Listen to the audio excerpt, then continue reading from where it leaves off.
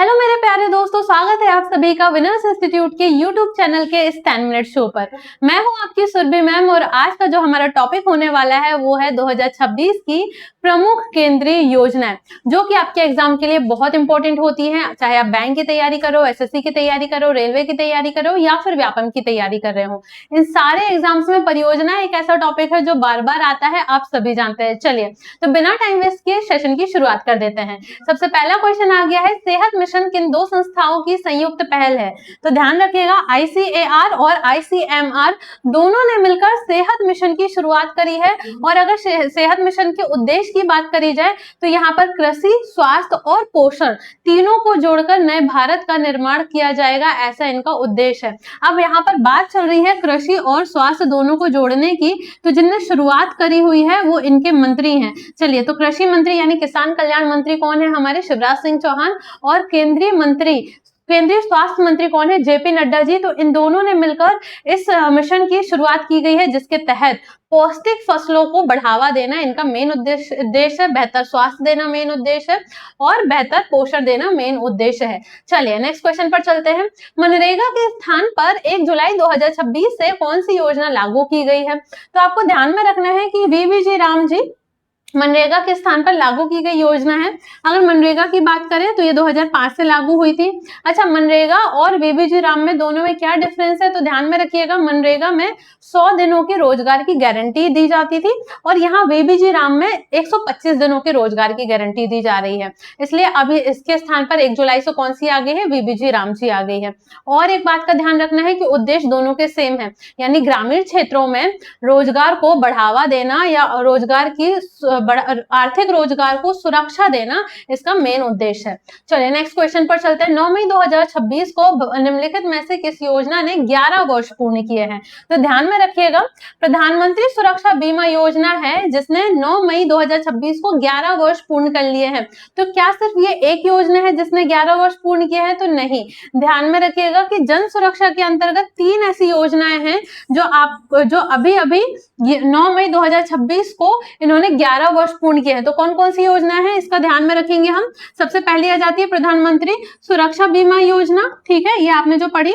दूसरी योजना है आपकी प्रधानमंत्री जीवन ज्योति बीमा योजना और तीसरी योजना है आपकी अटल पेंशन योजना, ठीक है। अटल पेंशन योजना भी इसी के अंतर्गत आ रही है। और ये किसने शुरुआत करी है? तो इन तीनों की शुरुआत करी है अरुण जेटली जी ने।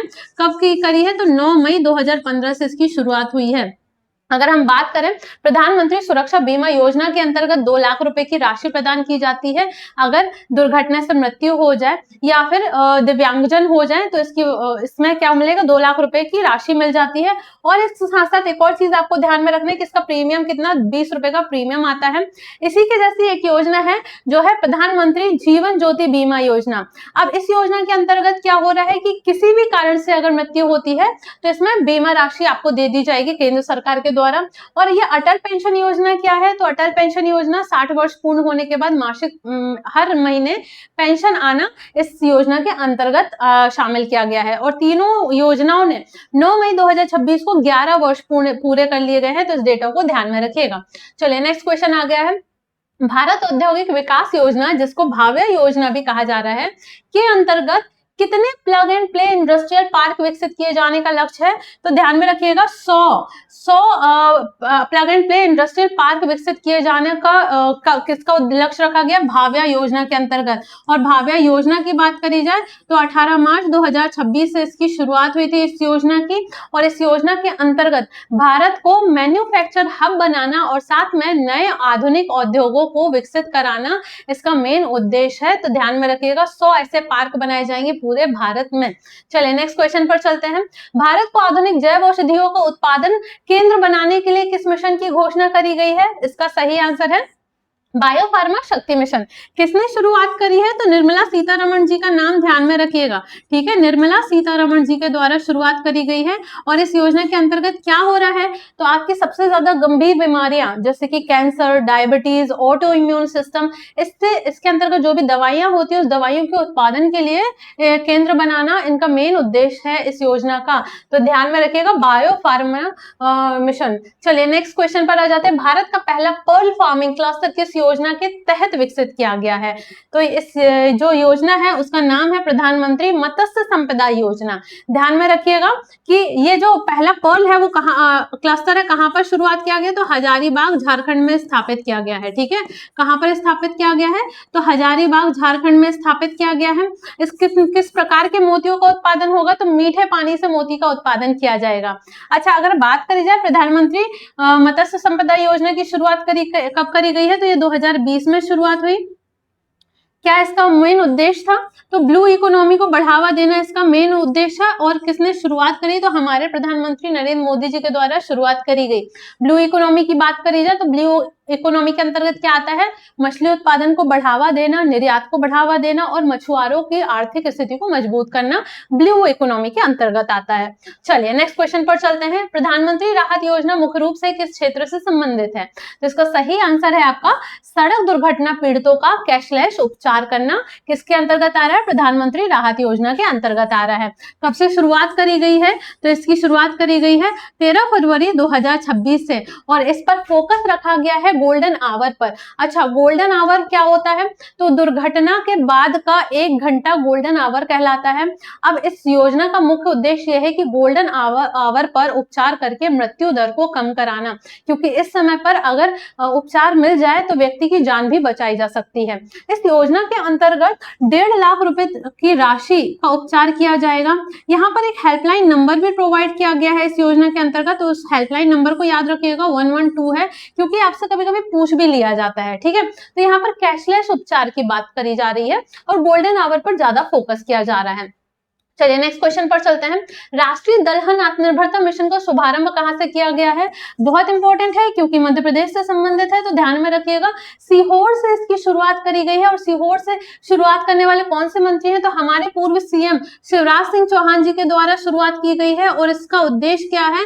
दालों का उत्पादन 350 लाख टन तक करना। कब तक? तो ये लगभग आपका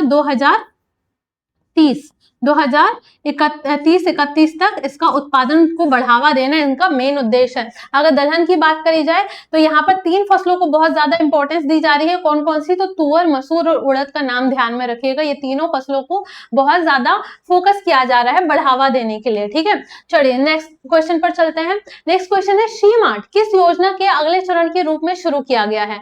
तो ध्यान में रखिएगा कि दीनदयाल अंत्योदय योजना ही है जिसका किसके अगले चरण पर? तो शी मार्ट योजना का अगले चरण के रूप में इसको विकसित किया गया है। अब शी मार्ट क्या है इसको ध्यान में इसको समझते हैं। तो शी मार्ट एक तरीके से जैसे शॉपिंग मार्ट होते हैं वैसे ही है, हर जिले में ये बनाए जाएंगे और इसकी खास बात ये है कि जो स्वयं सहायता समूह की महिलाएं हैं उसमें उनके द्वारा बनाए गए उत्पादों को यहाँ पर रखा जाएगा और बेचा जाएगा। यानी जो एजेंट होते हैं, ब्रोकर्स होते हैं, उनकी राशि कट हो जाएगी तो महिलाओं को सीधा सीधा लाभ मिल जाएगा। अब इस मार्ट में कौन कौन से उत्पाद शामिल किया जा सकता है? तो ध्यान में रखिएगा कि इनके द्वारा बनाई गई कोई भी हस्तशिल्प सामग्री हो, वस्त्र हो या फिर कोई स्थानीय उत्पाद हो तो उनको भी इसमें शामिल किया जाएगा। किसमें? शी मार्ट योजना में। इनका कहना यह है कि लगभग 10 लाख महिलाओं को रोजगार प्राप्त कराना इनका मेन उद्देश्य है और इसके साथ साथ में इनका एक उद्देश्य ये भी है कि लखपति दीदी योजना को बढ़ावा देना। ठीक है, चलिए नेक्स्ट क्वेश्चन पर चलते हैं। कपास क्रांति के नाम से प्रसिद्ध योजना कौन सी है? तो ध्यान में रखिएगा कि ये मिशन फॉर कॉटन प्रोडक्टिविटी, जिसको कपास क्रांति के नाम से भी जाना जाता है। और कपास क्रांति योजना में 2-3 चीजें बहुत इंपॉर्टेंट है। एक याद रखना है आपको, गुलाबी सुंडी नामक की कीट, गुलाबी सुंडी जो कीट है इसको बहुत ज्यादा फोकस किया गया है। क्यों? क्योंकि ये कपास को नुकसान पहुंचा देता है। और इसके साथ एक और चीज में जो फोकस किया गया है वो है कस्तूरी ब्रांड, यानी कस्तूरी कपास का जो ब्रांड है उस पर ज्यादा फोकस किया गया है। क्योंकि क्योंकि यहाँ पर क्या मेन क्या हो रहा है कि इसमें कॉटन यानी कपास को बढ़ावा दिया जा रहा है और साथ साथ में 5F विजन को बढ़ावा दिया जा रहा है। 5F विजन क्या है? तो farm to fibre to factory to farm to fibre to factory to fashion to foreign, यानी खेत से फाइबर बनाना, कपास बनाना, फिर उसके बाद फैक्ट्री में ले जाना, उससे कपड़े बनाना और फिर निर्यात करके विदेश में पहुंचा देना इनका मेन उद्देश्य है। किसका? तो इस योजना का। चलिए नेक्स्ट क्वेश्चन पर चलते हैं। जल जीवन मिशन 2.0 के अंतर्गत सुधार संबंधी MOU पर हस्ताक्षर करने वाला भारत का 12वां राज्य कौन सा बन गया है? तो ध्यान में रखिएगा कि मेघालय बन गया है 12वां राज्य। अगर आपसे पहले की बात करी जाए तो ध्यान में रखिएगा राजस्थान का नाम पहला आ जाएगा। अब जल जीवन मिशन क्या है? तो हर घर जल इसका मेन नारा है, और इस योजना के तहत क्या होने वाला है, तो हर घर में नल की सुविधाएं करके पेयजल उपलब्ध कराना इनका मेन उद्देश्य है। अगर बात करी जाए डेटा की, तो 2019 में इस योजना की शुरुआत हुई थी। इसका दूसरा वर्जन आया है 2.0 का 2026 में। अगर 2019 की बात करी जाए तो लगभग 3 करोड़ गांव के घरों में नल था, और उसके बाद जब डेटा चेंज हो, अब 2026 की अगर बात करी जाए तो 2026 में जो डेटा है वो है लगभग 15 करोड़ के आसपास घरों में नल की सुविधा उपलब्ध कराई जा चुकी है। चलिए नेक्स्ट क्वेश्चन पर चलते हैं। लाल सागर और हार्मो संकट से प्रभावित भारतीय निर्यातकों को सहायता प्रदान करने के लिए कौन सी योजना की शुरुआत करी गई है, जिसका सही आंसर है रिलीफ योजना। अच्छा, एक चीज का आपको ध्यान में रखना है, पश्चिम एशिया युद्ध के समय पे भारत के निर्यातकों को बहुत ज्यादा नुकसान पहुंचा, जिसको रसद सहायता प्राप्त करने के लिए केंद्र सरकार ने रिलीफ योजना की शुरुआत करी गई। जब शुरुआत करी गई थी तो जो कवर करने वाले क्षेत्र थे वो था एक पश्चिम एशिया और दूसरा जो क्षेत्र था खाड़ी देश, लेकिन बाद में इसमें अपडेट करा दिया गया, यानी 2 देश और शामिल करा दिए गए। तो 2 देश कौन से हो गए, तो एक जॉर्डन को शामिल करा दिया गया और एक शामिल करा दिया गया इजिप्ट को। चलिए, तो इनको आपको ध्यान में रखना है।